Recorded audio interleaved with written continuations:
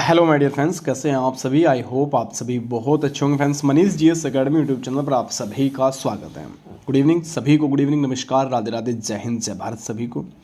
तो देखिए, आज की इस क्लास में मैं उत्तर प्रदेश पुलिस कांस्टेबल परीक्षा 2023 के लिए और यूपी पुलिस रेडियो ऑपरेटर की जो वैकेंसी है उनके लिए जीके जीएस का एक बहुत बेहतरीन पार्ट लेके आया हूँ, जिसमें आप सभी के एग्जाम के लिए मोस्ट इंपॉर्टेंट क्वेश्चन रहेंगे।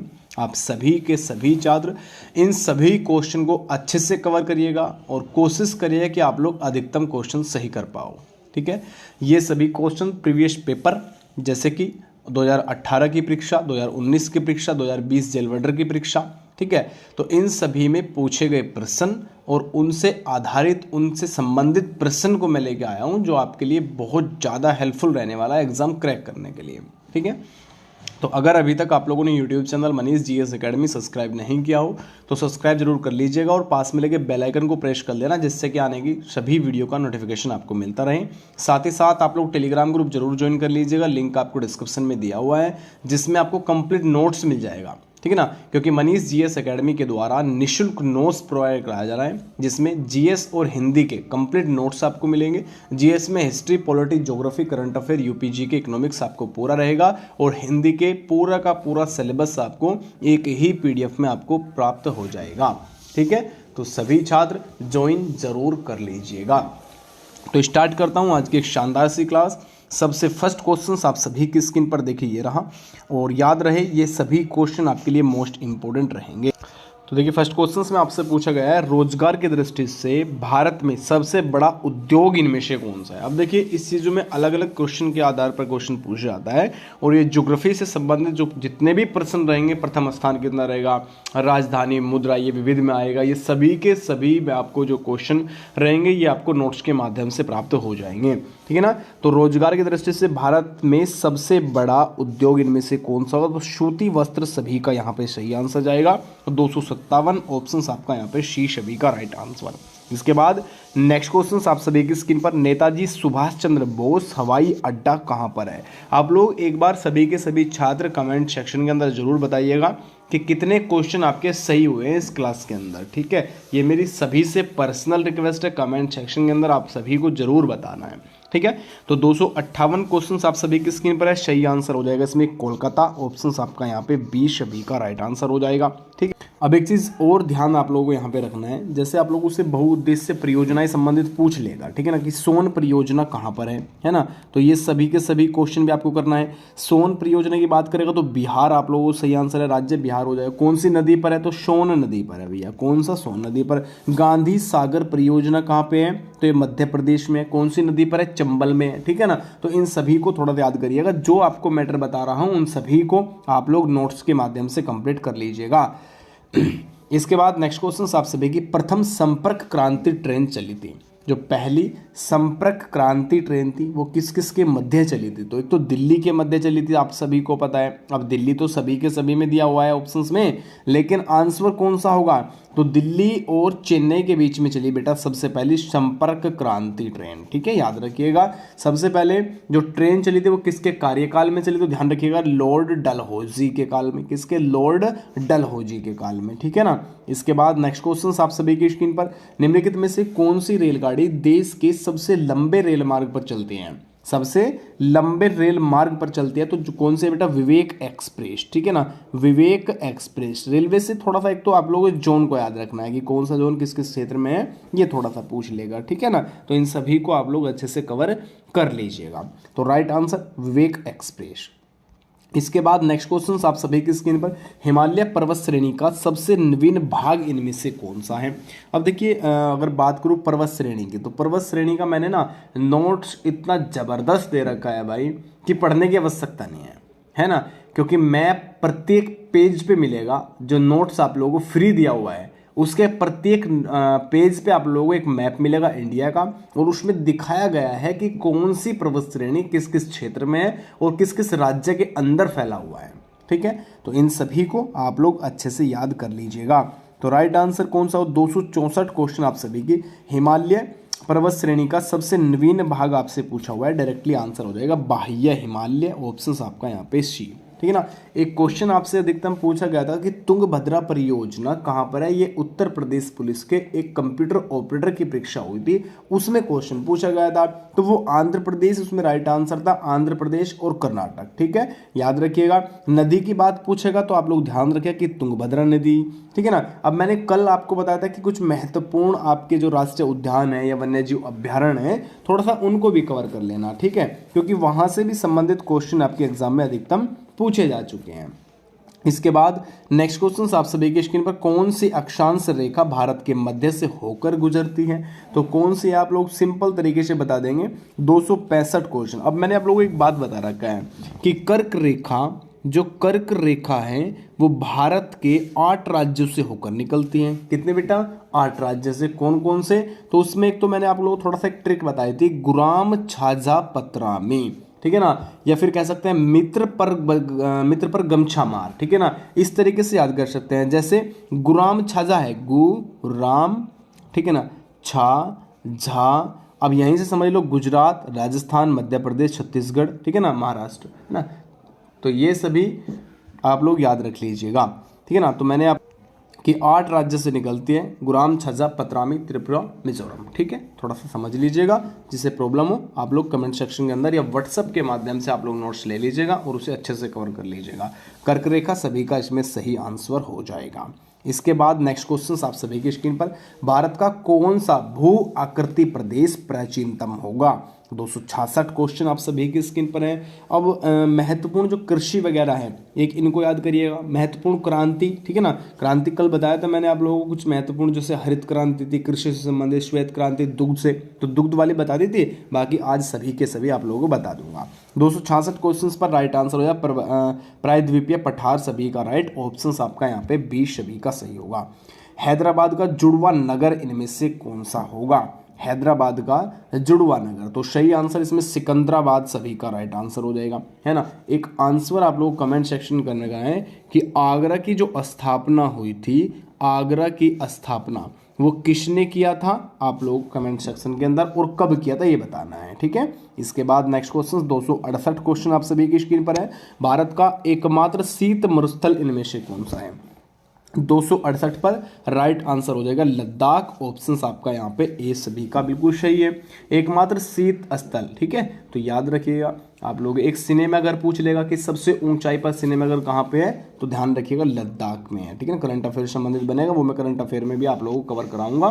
ठीक है, उसमें घबराने की आवश्यकता बिल्कुल भी नहीं है। नेक्स्ट क्वेश्चन आप सभी की स्क्रीन पर देखिए रहा, भारत के सबसे दक्षिणी भाग में कौन सी पहाड़ी स्थित है? सबसे दक्षिणी भाग में, ठीक है ना, आप लोगों से पूछा हुआ है। तो दक्षिणी भाग कैसे होगा? आप देखिए, आप लोग थोड़ा सा बता भी देता हूँ, मैप सही इसमें नहीं बन पाएगा। ठीक है ना, क्योंकि ये देख लो ये कौन सा है ये।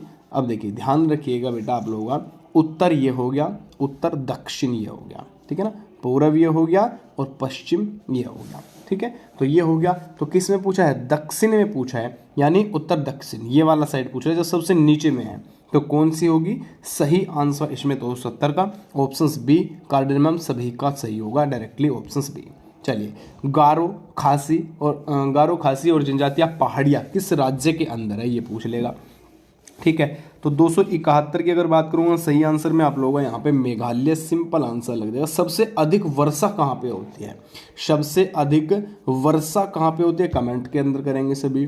ठीक है ना, खैबर दर्रा कहाँ पर स्थित है? दर्रे से संबंधित अब एक चीज ध्यान रखिएगा, महत्वपूर्ण दर्रे, महत्वपूर्ण राष्ट्रीय राजमार्ग हो जाएंगे, रेल मंडल हो जाएंगे। जैसे मैंने बताया कि रेलवे से आप लोगों को क्या क्या करना है, रेल मंडल। ठीक है ना, उत्तर रेलवे कहाँ पे है? मुख्यालय नई दिल्ली के अंदर। पश्चिम रेलवे कहाँ पे है? मुंबई के अंदर है। दक्षिण रेलवे कहाँ पे है? चेन्नई के अंदर है। पूर्व रेलवे कहाँ पे है? कोलकाता के अंदर है। मध्य रेलवे का मुंबई छत्रपति शिवाजी टर्मिनल है। ठीक है ना, इसके बाद पूछेगा आपसे दक्षिण मध्य रेलवे पूछ लेगा सिकंदराबाद। दक्षिण पूर्व रेलवे हो जाएगा कोलकाता। उत्तर पूर्व रेलवे हो जाएगा गोरखपुर। उत्तर पूर्व सीमांत रेलवे हो जाएगा आपके गुवाहाटी। ठीक है, तो इन सभी को याद कर लिया। फिर बंदरगाह पूछ लेगा, राष्ट्रीय राजमार्ग पूछ लेगा, है ना, क्योंकि तीनों के तीनों परिवहन से संबंधित है। जैसे आप लोग राष्ट्रीय राजमार्ग की बात करूँ, पूछ लेगा कि राष्ट्रीय राजमार्ग जो आपका 1 है वो किस किस को जोड़ता है और कहाँ कहाँ से जाता है। दिल्ली, अम्बाड़ा, जालंधर, अमृतसर की सीमा तक रहता है, पाकिस्तान की सीमा तक ये है ना। राष्ट्रीय राजमार्ग 2 दिल्ली से कोलकाता पहुंचता है। राष्ट्रीय राजमार्ग संख्या 3 आगरा से मुंबई जाता है। राष्ट्रीय राजमार्ग संख्या 4 मुंबई से चेन्नई जाता है। राष्ट्रीय राजमार्ग संख्या 5 है आपकी कोलकाता से चेन्नई, ठीक है। तो ये थोड़ा सा याद कर लीजिएगा। इसके बाद 10 तक संख्या है। लास्ट में अगर बात करूँ कि राष्ट्रीय राजमार्ग संख्या 10 कहाँ जाता है, तो दिल्ली से फिरोजाबाद, ठीक है ना। एक विजयवाड़ा जाएगा, एक जयपुर जाएगा, कन्याकुमारी जाएगा और आपका मुंबई चेन्नई जाएगा, ठीक है। तो खैबर दर्रा 72 पे मैं पहुंचा हुआ था और 72 में right answer option C Pakistan के अंदर, ठीक है। निम्न में से किसी नदी को बिहार का शोक, यानी किस नदी को बिहार का शोक कहा जाता है। अब देखिए बिहार का शोक से मेरे याद आया कि कोसी नदी को, कौन सी बेटा, कोसी नदी। नदी को सभी के सभी छात्र याद करेंगे। नदियों से संबंधित प्रश्न अधिकतम बनते हैं, ठीक है ना। प्रथम स्थान सभी याद करेंगे, महत्वपूर्ण क्रांति सभी याद करेंगे, ठीक है। इसके बाद खनिज से संबंधित पूछ लेगा। अभ्रक सबसे अधिक कहाँ पे होता है, प्रमुख उत्पादन आपका हो जाएगा आंध्र प्रदेश में, ठीक है ना। जस्ता पूछ लेगा राजस्थान के अंदर, लोहा ऐसा उड़ीसा के अंदर, बॉक्साइट आपका उड़ीसा के अंदर, ठीक है। तो इन पॉइंट को याद रखिएगा। इसके बाद देखिए लाइव क्लास के अंदर मैं इतना मैटर नहीं बता पाता बाबू, ठीक है ना, क्योंकि लाइव क्लासेस में तो हबड़ दबड़ रहती है, बस जल्दी आया क्वेश्चन आंसर करा आप लोगों ने, मैं भी आगे निकल गया, उसमें मजा नहीं आता इतना। लाइव क्लासेस से बेटर मुझे लगता है कि आप लोग क्लास अपलोड होगी तो आप लोग अच्छे समझ रहे हो। मैं और भी तो मैटर बता रहा हूँ आपसे संबंधित, ठीक है। चलिए, रिफ्ट वैली से होकर बहने वाली नदी इनमें से कौन सी है। रिफ्ट वैली से होकर जो बहती है वो नर्मदा नदी है। कौन सी है, नर्मदा नदी, याद करिएगा। ऑप्शंस आपका यहाँ पे बी सभी का सही आंसर हो जाएगा। चलिए, इसके बाद नदियों को आपस में जोड़ने का प्रस्ताव किसके शासनकाल में रखा गया, किसके शासनकाल में रखा गया। 275 question, option C Atal Bihari Vajpayee के द्वारा। किसके द्वारा, अटल बिहारी वाजपेयी जी के द्वारा रखा गया था, याद रखिएगा। चलिएगा थोड़ा सा और निकल जाते हैं नेक्स्ट क्वेश्चंस की ओर।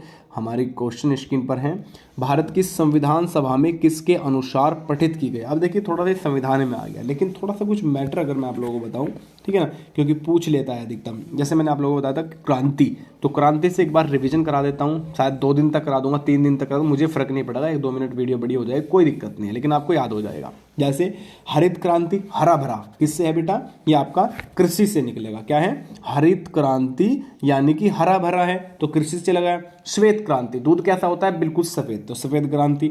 नीली क्रांति, मत्स्य यानी कि मछली उत्पादन भी इसको कह सकते हैं, ठीक है ना। मत्स्य, मछली कहाँ पे रहती है, पानी में, पानी का रंग कैसा होता है समुद्र के, नीला रहता है, ठीक है। इसके बाद गुलाबी क्रांति, तो जो झींगा होता है, झींगा मछली उत्पादन, ठीक है ना, ये गुलाबी में। पीली क्रांति किससे है, सूर्यमुखी और तिलहन। अच्छा एक बात बताओ, पीला, अब आप लोगों ने देखा होगा जो सरसों का तेल होता है वो हल्का सा पीलापन पे रहता है। आप लोगों ने सरसों कभी फोड़ के देखा ना, छोटी सी सरसों होती है, तो वे सूरजमुखी का जो पेड़ होता है उसका फूल कैसा होता है, पीला होता है, तो कैसा हो जाएगा, पीली क्रांति। अच्छा भूरी क्रांति से बात करूं, ऊर्जा उत्पादन से, गैर, ठीक है ना। लाल क्रांति से संबंधित, लाल लाल क्या होता है बेटा, मांस कैसा होता है, मांस काटा लाल निकला, कैसे निकला, लाल। टमाटर कैसा होता है, लाल निकलता है, बीच में से काटेंगे तो लाल निकलेगा। इसके बाद आलू कैसा होता है, आलू तो भैया गोल होता है, कैसा होता है, गोल क्रांति से। रजत क्रांति, अब जो अंडा है, ठीक है ना, याद रखिएगा, रजत अंडा खाता है, सिंपल तरीके से। एक चीज थोड़ा सा 1-2 बार बोल देना, ज्यादा नहीं बोलने, बोल रहा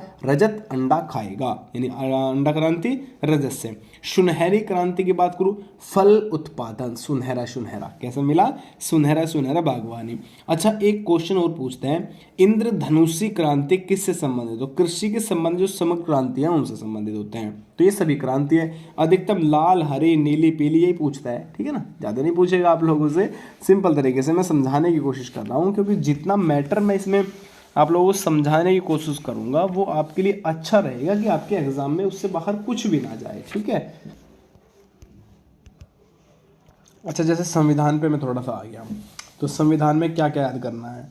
एक तो आयु, ठीक है ना, चाहे वो मुख्यमंत्री हो, चाहे वो प्रधानमंत्री हो, चाहे वो राज्यपाल हो, चाहे वो राष्ट्रपति हो, ठीक है। लोकसभा, राज्यसभा, ठीक है ना, इन सभी को विधानसभा, विधान परिषद, मुख्यमंत्री, उच्च न्यायालय, कार्यालय, ठीक है ना, जो कार्यकाल होता है, ठीक है, न्यायाधीशों की नियुक्ति कार्यकाल से संबंधित आएगा आप लोगों के एग्जाम में, ठीक है। इससे अलग क्या पूछेगा आप लोगों से, इसमें न्यूनतम आयु, अधिकतम आयु पूछेगा। संविधान के प्रमुख संशोधन पूछेगा, पहला संविधान संशोधन कब हुआ था, 1951 में, क्या हुआ था, 9वीं अनुसूची इसमें जोड़ दी गई थी। ठीक है, अब इससे संबंधित जितने भी मैटर मिलेगा वो आपको टेलीग्राम पे मिलेगा, व्हाट्सएप के माध्यम से मिलेगा, नोट्स के अंदर। बाकी क्वेश्चन किस टाइप का आता है, आप लोग एग्जाम में किस किस टाइप के प्रश्न पूछ जाएंगे, वो मैं इस क्लास के अंदर कवर करा रहा हूँ। ठीक है, जैसे पहला क्वेश्चन, भारत की संविधान सभा किसके अनुसार गठित की गई? तो right answer option D, cabinet mission योजना के अनुसार। इसके बाद संविधान सभा के सदस्यों को निम्न में से किसने प्रत्यक्ष रूप से निर्वाचित किया? क्वेश्चन नंबर 2, तो सही आंसर ऑप्शन आपका ए, प्रांतों के विधानसभा से। इसके बाद नेक्स्ट क्वेश्चन, संविधान सभा की पहली बैठक कब हुई थी? तो देखिए मैंने आप लोगों को बताया था कि 9 दिसंबर, बहुत बढ़िया से समझा रखा है, रुका उतार उतार के बता रखा है, 9 दिसंबर 1946 को पहली बैठक होती है, जिसमें जो जिसमें अध्यक्ष थे वो कौन थे? सच्चिदानंद सिन्हा। लेकिन इसके 2 ही दिन बाद 11 दिसंबर 1946 को एक दूसरी बैठक हुई, जिसमें अध्यक्ष कौन चुने गए? डॉक्टर राजेंद्र प्रसाद। ठीक है, तो याद रखिएगा ये भी प्रश्न अधिकतम इंपॉर्टेंट है। सही आंसर ऑप्शन बी। चलिए इसके बाद नेक्स्ट क्वेश्चन आपकी स्क्रीन पर ये रहा, भारतीय संविधान की किस अनुसूची में राजभाषाओं का उल्लेख मिलता है? तो क्वेश्चन नंबर 19 है, बहुत ही अच्छा प्रश्न इसलिए भी है क्योंकि परीक्षाओं में आया हुआ है। तो 8वीं अनुसूची के अंदर, अब देखिए अनुसूची ये भी जरूरी याद है, कुछ महत्वपूर्ण अनुच्छेद है, ठीक है ना, तो इन थोड़ा सा याद करिएगा। सिंपल है, ज़्यादा भी नहीं है यार। जैसे आपसे एक ध्यान रखिएगा, हाँ जीएसटी का पूछ लेता है यार, क्या जीएसटी के कौन सी अनुसूची के अंदर है ये पूछ लेगा।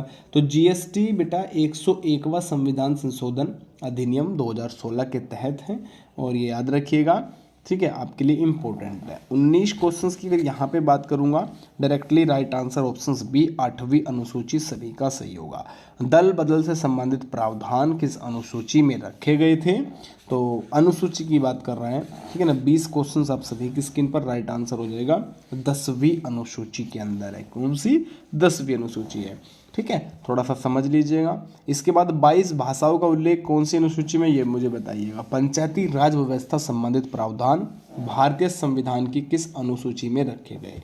21 क्वेश्चंस, बहुत अच्छा प्रश्न है, और इसमें राइट आंसर ऑप्शन डी आपका जाएगा 11वीं अनुसूची में।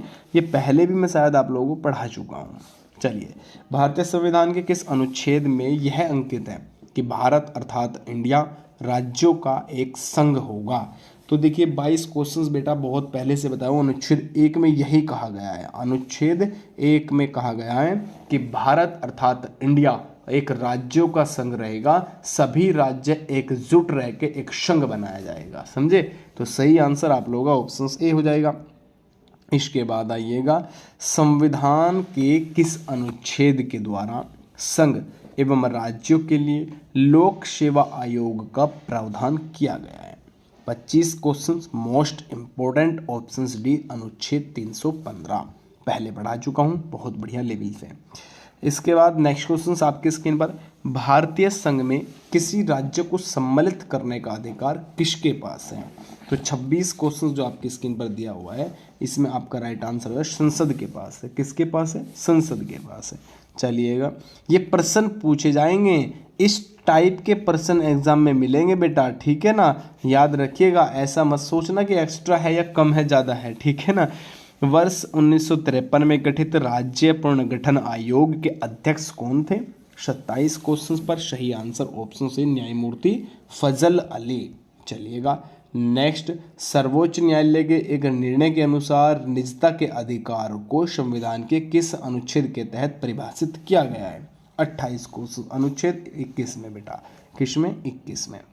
चलिएगा नेक्स्ट, आप सभी की स्क्रीन पर ये रहा, भाषाई आधार पर गठित राज्यों का प्रथम राज्य इनमें से कौन सा? कमेंट सेक्शन के अंदर सभी से पूछूंगा, जिसने लास्ट तक क्लास लिया हुआ वो कमेंट सेक्शन के अंदर आंसर जरूर करेगा। तो ये आज के कुछ महत्वपूर्ण प्रश्न थे, इन सभी को कवर करिएगा। मैं अभी कुछ ही टाइम बाद आपको एक पीडीएफ के माध्यम से कुछ महत्वपूर्ण नोट्स प्रोवाइड करा रहा हूँ, जो प्रैक्टिस सेट रहेगा, ठीक है ना। जो मैंने कल परसों या पहले क्लास करा रखी है, उन सभी का मार्क लगा के आप लोगों को प्रैक्टिस सेट सेंड कर दूंगा, आप लोग चेक कर लीजिए, पढ़ लीजिए एक बार, ठीक है। चलिए बाय बाय सभी को, नमस्कार, राधे राधे, जय हिंद, जय भारत।